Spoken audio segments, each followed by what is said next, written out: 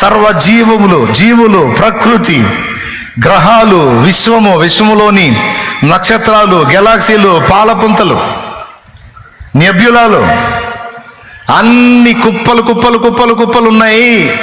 కానీ దేని ప్లేస్లో అదే ఉంది. ఎలా ఉంది? వీటన్నిటిని అలాగా ఎక్కడ దేని ప్లేస్లో దాన్ని పట్టి ఉంచిన శక్తి ఏది అంటే అది ప్రభువే అని చెప్తున్నాను నేను. సమస్తము తన యందే రూపుదిద్దాడట.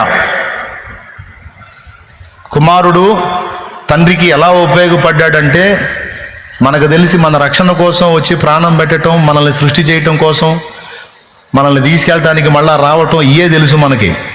కానీ అసలు ఈ విశ్వములో ఉన్నటువంటి సౌర కుటుంబాలు, సోలార్ సిస్టమ్స్ కావచ్చు, స్టెల్లార్ సిస్టమ్స్ కావచ్చు, నెబ్యులాస్ కావచ్చు,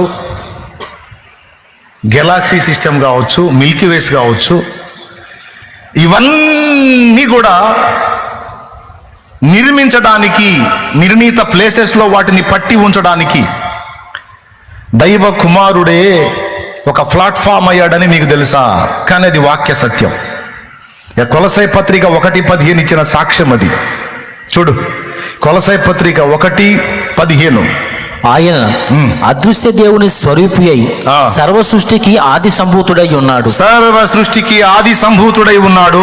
ఏలయనగా ఆకాశమందున్న సర్వ సృష్టికి ఆది సంభూతుడు అంటే అన్నిటికంటే ముందు తండ్రిలో నుండి బయటికి వచ్చిన వాడు ఆది సంభూతుడు అనగా మొదట సంభవించిన వాడు, అనగా తండ్రి నుండి మొదట పుట్టినవాడు.